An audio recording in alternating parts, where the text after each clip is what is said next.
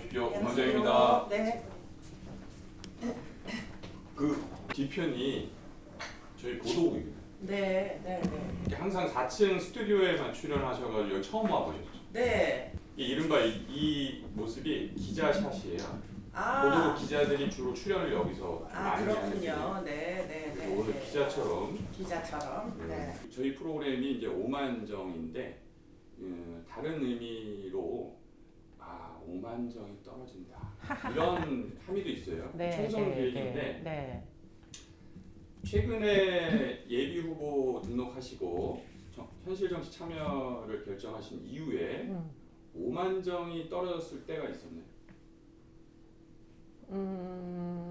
오만정이 그 전에는 저도 이제 정치 혐오자였기 때문에 오만정이 떨어졌었죠. 예, 저들은 왜 저렇게 싸움질만 하느냐, 하나 국민이 사는데 도움이 안 되는 짓을 하느냐 이런 생각을 하던 당사자이기도 했고, 그런데 막상 제가 출마를 하고 보니까 이게 왜 이렇게 진영 싸움으로 치달을 수밖에 없는지는 어느 정도는 이해를 하겠으나, 정말 훌륭한 정치인이 되거나 되지 않거나 하는 주요한 그 어떤 요건 중에 하나는 그나마 그럼에도 불구하고 자신의 지역구 주민을 제대로 챙기고 입법 활동을 열심히 하는 정치인이라면 진영 싸움에 일부 개입을 하더라도 자기 밥그릇은 자기가 제대로 챙기는, 자기 내실은 다지는 사람이 될 것이요. 그렇지 않은 사람들도 많아요, 국회에는. 자기 밥그릇, 자기 지역구 사람들 하나 챙기지 아니하고, 뭐 경우에 따라서는 어떤 진영 논리에 따라서 뭐 특검법 입법에만 몰두한다거나 뭐 이런 사람들도 많이 있고. 아직 시작도 안 했는데 주요 키워드들이 쑥쑥 나와서 네, 뭐 어쨌든 바로 시작하겠습니다. 네, 그러세요. 자, 네. 오만정 네. 5분 만에 총선 이슈와 주요 현안을 정리하는 시간입니다. 네. 저 모래시계가 5분짜리인데 5분에 세팅하도록 하겠습니다. 네. 네, 5분 시작하겠습니다. 굉장히 압박감을 느끼네요. 보지를 말아요. 긴장하시라고요. 자, 이준석 개혁신당 대표하고 대척점이 있는 경우가 많았었어요. 네. 자, 이수정 교수님에게 이준석 대표란? 훌륭한 정치인이다. 나름대로 소신이 있다. 그리고는 스트레이트하게 본인의 의견을 직선적으로 잘 이야기한다. 그리고는 응원한다. 그 이상도 이하도 아니에요. 그런데 2021년 그리고 대선 때 보면 네. 대선 때 보면은 네. 당무 거부까지 하지 않았나요? 그 영입에 반대하기 위해서. 그거는 그댁 사정이고, 네, 저는 사실 남의 일에 크게 관심이 없는데, 다만 좀 서운한 건 정확한 사실이 아닌 걸 가지고 저를 저격을 했었다라는 건 지금도 기억을 하죠. 근데 기억이 나는 정도지 그것에 대해서 별다른 유감이 있거나 하진 않아요. 왜냐하면 제가 걸어온 길이 예컨대 지금 젊은 남자들이 오해할 만한 길을 걸어왔기 때문에. 왜냐하면 범죄 피해자 중에 폭력 피해자들은 거의 70%가 여성이에요.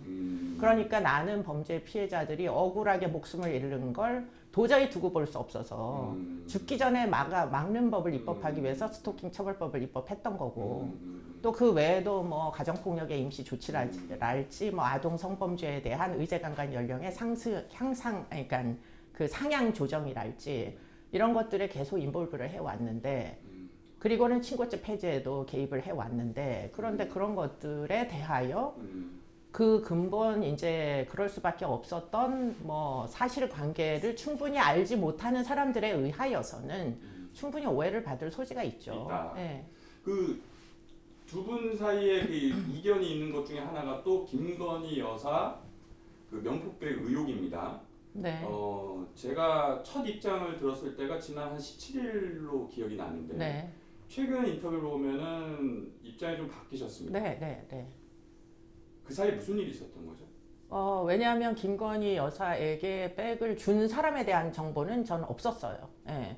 그분이 어떻게 보면은 이거는 뭐 유튜브 방송이니까 그냥 얘기할게요. 간첩일 수도 있다는 생각을 이제는 해요. 그러면 간첩에 의하여 덫에 빠진 사람에게만 사과 요구를 하는 게 그게 공정한 일이냐? 그럼 간첩을 검거하여 왜 그렇게까지 카메라를 손목에다가 이제 붙이고 그 몰래 카메라로 그렇게 장면을 연출하여 그것을 온 국민들에게 불법적으로 방송 비슷한 유사 방송에다가 다 유포시키게 만들었느냐를 따지는 게 그게 우선이냐. 그러면 덫을 놓은 거에 대한 수사의 필요성을 말씀하신 건가요? 덫을 이미 고발된 걸로 알고 있어요. 음. 제가 어디선가 유튜브에서 왜 고발 안 하냐. 그 사람도 고발해야 된다. 이런 얘기를 해서 고발한 걸로 알고 있는데 지금 그 언론사에서는. 그런데 어쨌든 전 기본적으로 그래요. 덫을 놨어요. 뭐 예를 들자면 이렇게 쉽게 얘기 들어봅시다. 그루밍을 했어요. 어떤 여자아이를. 물론 뭐 김건희 여사가 여자아이는 아닙니다만 그래서 그루밍을 한 다음에 그 다음에 덫을 놨어요. 그래서 결국은 그 사람을 만나서 피해를 당했어요. 그러면 누구를 비난해야 됩니까? 덫에 빠진 그 그루밍 당한 피해자를 비난해야 됩니까? 덫을 놓고 피해자를 덫에 빠지게 한 자를 비난해야 남자끼리 되나요? 아닐 수도 있잖아요. 물론 아닐 수도 있죠. 그래서 제가 그 제3회 그러면 한 가지 대안이 있다. 덫에 빠진 걸 인정하고 그냥 돌려주고 치워라 이렇게 얘기했지만 이게 바로 사과인가요? 그렇습니다. 그런데 그 이야기를 할 당시에는 이 덫을 놓은 자의 정체에 대해서 제가 알지 못했어요. 근데 그 덫을 놓은 자가 북한에 수십 번이나 왔다 갔다 한 사실은 상당 부분 이제 뭐 간첩인지 아닌지 알 수도 없는 이런 사람이었다는 건 제가 그때까지는 몰랐어요. 그러면은 반대로 북한을 수십 번 왔다 갔다 하지 않은 사람이 그 덫을 놨으면 문제가 안 되나요? 그 덫을 놓을 리가 없죠, 그러면. 아 그러면은 네. 북한을 수십 번 왔다 갔다 한 거랑 덫을 북한을 놓은 게 제 지금 생각은 북한을 수십 번을 왔다 갔다 하면서 총선 몇 개월 앞에 이미 기획한 무엇인가를 만들어서 터트리는 시점을 아마도 총선에서 몇 개월 전후로 기획했던 것 같고 그럼 이전에 총선에 있었던 약간 북풍 이런 느낌을 보시는 거예요? 북풍까지는 아니어도 지금 기획한 많은 것들이 진행 중에 있는 거 아니냐 이런 생각이 드는 이유는 저희 지역에 플랜카드가 하나 달렸는데 무슨 당인지 들어보지도 못한 당에 플랜카드가 걸렸어요. 거기에 윤두광 척결 이렇게 쓰여 있어요. 근데 윤두광이라는 사람의 대머리 얼굴을 열심히 들여다보면은 그 윤석열 대통령의 얼굴을 합성한 그 페이크, 사진이 페이크. 예, 그게 이제 그 안에 있어요. 눈, 코, 입을 자세히 뜯어보면 윤석열 대통령의 얼굴이에요. 자, 그러면 그런 플랜카드를 총선 전에 붙이는 것과 그런 의도와 지금 뭐 덫을 놔가지고 결국에는 지금 이런 유튜브에서 영상을 터트리는 것과 차이가 있을까? 그런 생각에 도달한 거죠. 갔다 오고 이제 보시는 거고 5분 그럼- 끝났습니다. 끝났지만 질문은 이어지겠습니다. 끝났다는데. 그럼에도 불구하고 네. 일반인들의 시각에 보면 네. 저도 일반인이었기 때문에 네. 사과하고 돌려줘라 라고 얘기했던 건데. 두 가지인 것 같아요. 네. 자, 사인이 예. 어떻게 여사를 그렇게 사인이? 예. 만날 수 있냐라는 거 하나랑 아, 네. 어쨌든 공직이 있는 사람이 뭐 아니고 여사도 애당초에는 사인이었으니까. 그 당시에는 네, 근데 네. 사인은 아니었죠. 아, 네. 근데 자, 네. 또 한 가지. 예. 또 한 가지는 어쨌든 간에 고가의 명품을 네. 그렇게 네. 받을 수 있냐. 네. 이 네. 두 가지인 것 같아요. 네. 네. 근데 네. 이 부분은 네. 덫을 일부러 넣는 부분하고는 네. 다른 사안으로 봐야 될 것이 아니냐라는 지적도 있거든요. 그렇게 주장하시는 사람도 있지만, 음. 근데 애당초에 그 모든 것이 다 덫이었다면 어떻게 할 거예요? 시작이 애당초에 다 시작이. 그 사인이라는 자도 사실은 뭐 종북 인사고, 북한을 몇십 번이나 갔다 왔다는 그 전작이 있는 것이고, 그리고는 그러한 어떤 이유 때문에 공작의 연장선상에서 지금 후보 시절부터 계속 친목을 도모하다가 그러다가 막상 이제 용산으로 가니까 요때다 하고서는 드디어 다시 한번 그 사적 인연을 주장하면서 만나자고 하여 제3의 장소에서 만났을 수도 있는 거고 백을 명품백을 어떻게 받을 수 수수한, 있느냐 뭐 그거는 문제 삼을 수 있다고 생각해요. 범인의 입장에서. 저는 앞에 거는 모르겠고 아니, 일반인들 시각을 일반인들 시각에서 두 번째 거를 저도 문제 삼았기 때문에 그래서 사과하고 돌려주면 치우면 되는 거 아니냐 그런 생각을 했던 거 수의 연장선상에는 내가 그래도 교수인데 우리도 김영란법 적용을 받아요. 그러니까 만약에 학생이 무엇인가 물건을 박스를 갖고 와서 선생님 이거 받아주세요 했는데 만약에 연구실에 내가 없는데 밀어넣고 갔다. 열어보니까 명품 백이다. 그럼 저 같으면 어떻게 하겠느냐? 당장 불러다가 근데 이제 그 당장이라는 게 바쁘면 일주일이 될 수도 있고 2주일이 될 수도 있는데 막상 뚜껑을 열어보니까 그런 게 있더라. 그럼 불러다가 이거 너 여기다 갖다 놓으면 어떡하느냐? 가져가라. 그러고서는 뭐 이제 만약에 내가 뭐 사과를 해야 되는 입장이면 학교에다가 사과를 한다거나 뭐 이렇게 할 수 있겠죠. 총선 전에 어떤 식으로 이 이른바 여사 리스크가 정리될 것으로 예상하십니까? 제가 보기에는 여사 리스크가 그렇게 쉽게 정리될 것 같진 않아요. 정리가 되려고 하면 문제를 삼을 만한 사람이 없어야 되는데 어떻게 해서라도 문제를 삼을 거 아니에요. 그러니까 정리 안 될 거다. 근데 계속해서 문제를 삼는 쪽만 문제다라는 입장이신 건가요? 아니죠. 문제를 삼는 사람도 틀림없이 문제가 있죠. 왜냐하면 경위를 따지지 아니하고 간첩이 함정을 팠어요. 그러면 민주당의 인사를 만약에 그 함정에다 밀어넣었다. 그러면 그 민주당의 인사는 그러면 함정에 빠진 부분에 대하여 사과를 해야 될까요? 아니면 빠지게 만든 사람을 사과하게 해야 될까요? 둘 다 짚어야죠. 그렇죠. 근데 그 사람 아직도 사과 안 하고 검거도 안 됐고 지금 어디 있는지도 모르고 그러면 지금 하나 수사가 안 된 상황에서 그러면 대한민국에 있는 사람만 사과해라. 언론에 또 앞장서라. 그 카메라 플래시 앞에 서라. 그렇게 요구하기에 언론이 김 여사에 대해서 중립적이었느냐는 걸 제가 짚고 싶네요. 줄리설은 어디서 일파만파 번졌나요? 이분은 줄리가 아니에요. 본인이 당사자가 아니라고 했잖아요. 그런데도 계속 여전히 줄리 하는 댓글이 달리는 데는 과연 언론의 플래시 앞에 서는 게 그게 차후에 결백을 밝히는 데 도움이 될 거냐. 만약에 도움이 됐다면 지금 줄리설은 사라졌어야 되는데 여전히 존재하잖아요. 그러면은 예전에 있었던 줄리 의혹과 네. 이분 명품백 의혹이 사안의 본질이 비슷하다고 보시나요? 그렇지 않죠. 그렇지 않으나 언론의 본질을 얘기하는 거예요. 일파만파 소문이라는 게 한번 퍼져나가면 그걸 바로잡기가 어려운데 시인하는 순간에 그게 뭐 사실관계가 아니어도 마치 사실인 것처럼 포장되는 이런 문제들을 과연 언론이 책임지고 해결해 줄 거냐. 해결해 주시겠다고 하면 그럼 저는 앞에 설 수도 있다고 생각해요. 근데 해결 안 해주잖아요. 누가 해결해 주나요? 시인하는 순간에 결국에는 오히려 더 마치 잘못을 자백하는 것처럼 취급하는 게 오늘날의 언론의 결과물들이잖아요. 그러니까 아무것도 방어되지 않는 상태에서 카메라 앞에다가 세우는 게 이게 사실은 나 같으면은 내가 그냥 뭐 범인이니까 사과하고 치울 것 같은데 이게 이제 공인의 사과이기 때문에 더군다나 영부인의 사과이기 때문에 그렇기 때문에 이게 문제가 있을 수가 있다는 거죠. 더군다나 더 큰 문제는 총선 직전이기 때문에 사실은 그와 같은 영상을 이미 갖고 있었던 것 같아요. 그 목사는 이미 오래전에. 오래전에. 그럼 그때 터트리면 안 됐던 이유는 뭔가요? 시기에 문제가 있다는 말씀이시죠? 그렇죠. 뭐 주고 받고 그때 터트리면 되잖아요. 그런데 네.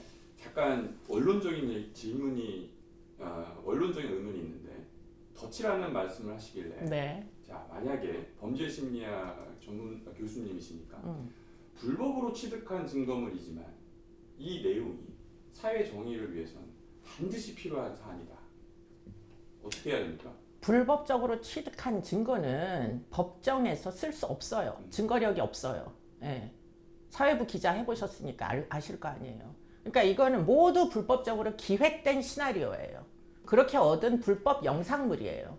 그러니까 한동훈 장관이 얘기했던 대로 이 영상물은 사실 그것 자체가 불법이기 때문에 그 불법 여부를 제외하고 그 사실관계만 따져서는 아니 된다. 제가 말씀드린 건 법리적인 거 말고 네. 그래서 많은 분들이 억울했을 때 수사기관에 의뢰하기보다는 그런 현실의 여건 때문에 언론에 기대는 면이 아마 그 부분이 아닐까라는 생각이 들어요. 근데 이제 한번 얘기를 해봅시다. 뭐 그래서 피해자들이 이제 사법제도에 의존하지 아니하고 복수를 하기 시작했어요. 그건 사적 보복을. 그렇죠. 지금 똑같은 얘기예요. 아니 사적 보복하고 언론에 제보하는 거랑 똑같은 언론에 거예요. 제보를 해서 언론이 사적 보복을 대신해 주기를 원하는 사람은 언론에 제보할 거고 아니고 본인이 사적 보복을 하는 뭐 제3의 어떤 위치 아마 이미 유튜버 중에 사적 보복을 하기 시작한 유튜버가 있을 거예요. 그래서 유명세를 타기 시작했을 거예요. 조회수 많이 나오는. 네, 그분이 만약에 거기도 언론이라고 생각하는 피해자가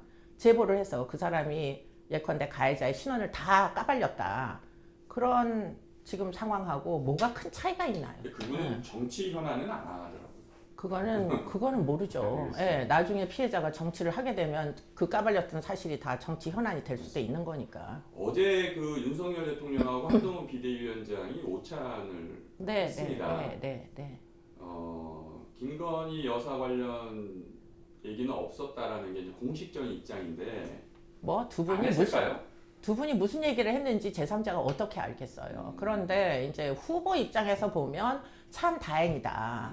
예, 뭐 뭔가 갈등을 봉합한 듯한 모습, 4월 10일까지 그대로 이 시스템이 그대로 갈 것 같은 그런 기대 이런 것이 후보 입장에서는 틀림없이 있어요. 그런데 무슨 얘기를 하고 계셨는지는 제가 모르지만 이제 조금 있으면 입장 표명이라는 걸 하실 거 아니에요, 대통령님이. 그러면 그 안에 틀림없이 지금 국민들이 의혹을 갖고 있는 이런 해결 안 된 문제에 대한 언급은 틀림없이 아마 있으실 거다 이런 생각은 한편으로 해볼 수 있고요. 또 그 안에는 아마 그 목사가 기획한 그 전체 시나리오에 대한 언급도 아마 있지 않으시겠느냐. 뭐 그런 부분은 충분히 기대하고도 남죠. 그 어쨌든 언론의 인터뷰도 많이 하시고 이른바 인싸시잖아요. 그러니까 말 한마디 한마디마다 기사가 줄줄이 달리는 네. 경우가 많은데 당을 선택할 때 고민했던 부분이 있었나요? 글쎄요. 뭐 이거는 그 뭐 한 예전부터 양쪽에서 모두 제안이 있었어요. 21대 비례로 이제 민주당 쪽에서 그때는 이제 그 위성정당이었는데 합류해라. 했는데 제가 그때 거절했었어요. 더불어신민당 말씀하시는 거예요? 네, 어딘지 여하튼. 그런데 여하튼지 간에 거절한 이유는 저는 만약에 뜻을 세우고 무엇인가를 할 생각이 있으면 내 힘으로 해야 되겠다라는 생각을 너무 분명하게 했고요. 왜냐, 내가 내 목소리를 제대로 내려면 내 힘으로 돼야 된다. 그런데 저는 일단은 그 당 대표님과 함께 갈 수는 없다. 예, 그런 생각이 너무 분명했고 그건 지금도 마찬가지예요. 그렇기 때문에 그쪽은 선택할 수가 없었고 지금 이쪽은 사실은 옛날 그 보수 정당하고는 약간 색채가 달라졌어요. 그렇기 때문에 지금 굉장히 다양한 사람들이 이제 흡수되고 있고 저도 그 다양한 사람 중에 하나고 그리고는 이 정당은 법치주의를 아주 분명하게 그 지금 계속 고수하고 있고 저도 뭐 그 불체포권 내려놓는다고 지금 각서에다가 사인했어요. 예. 저는 그런 거 정치인들에게 예외가 되면 된다고 생각하지 아니하는 입장이에요. 방탄할 생각 전혀 없어요. 내가 내 잘못 내가 책임진다는 그런 입장인 거고. 그러니까 이 지금 현재의 노선에 굉장히 저는 뭐 불편함이 없어요. 합류하는데. 교수님 네. 마지막 질문 드리겠습니다. 네. 전공 분야가 범죄 심리학이신데 그러면 늘 사회를 어둡게 보시나요? 밝냐고요. 밝은 사회인가요? 네. 그게 정치를 하시는 이유하고 맞물려 있나요? 굉장히 뭐 그 전곡을 찌르는 질문일 수 있어요. 제 입장에선. 제 입장에서는 밝다고 생각이 안 들고 안전하다고 생각이 안 들고 악수할 때도 신체적 접촉이 마음으로 한편으로는 내가 이러다가 무슨 일을 당하는 게 아닌가 그런 생각을 본능적으로 할 수밖에 없는 입장이에요. 예전부터 그 이제 어떤 불안감, 뭐 피하고 싶은 느낌, 이거는 어쩌면 남자들은 느끼지 못하는 걸 수도 있어요. 밤에 야밤에 늦게 걸어가는데 어떤 이제 저는 개인적으로 이건 개인적인 경험인데 남편이랑 차를 타고 가는데 오르막길을 어떤 여성이 혼자서 막 빠른 걸음으로 걸어 올라가더라고요. 11시가 넘은 시간에. 그래서 제가 남편한테 물어봤어요. 밤에 혼자 걸어갈 때 무서워 본 적 없냐? 이렇게 물어봤어요. 그랬더니 우리 남편이 하는 얘기가 왜 무서워? 이렇게 물어보더라고요. 그게 본질적 차이인데 어떻게 해요? 예. 그래서 정치를 하기로 한 거예요. 나는 이런 본질적 차이를 내 후배들에게 느끼게 하고 싶지 않다. 예. 여기까지입니다. 네. 50만 점처럼 느껴진 5만 점 드리겠습니다. 아니 저 교수님 웃으시는 거 처음 봐요. 네. 아니 근데 그 출연하실 때 웃을 리가 없죠? 웃을 일이. 왜 나한테 그 즐거운 걸 안 물어보니까 누가 죽으면 꼭 나한테 물어보고 뭐 왜 죽었냐 이런 거 물어보는데 거기다 대놓고 제가 아니, 어떻게 막 웃어요? 피곤하지 않으세요? 그러니까 어떻게 좀 이렇게 정화하세요? 피곤해도 어떻게 해요? 누구는 해야 되는데 누군가는 해야 되는데. 종교 있으시죠? 네. 교회 그러니까 다니시나요? 네. 그 평화의 기도를 읽어보시면 제가 왜 이렇게밖에는 살 수 없는지 금방 알게 되실 거예요. 그러니까 너무 피곤하실 것 같아요. 근데 안 피곤해요. 네. 안 피곤하고 보람 있어요. 네, 알겠습니다. 네 고맙습니다. 감사합니다. 예. 네.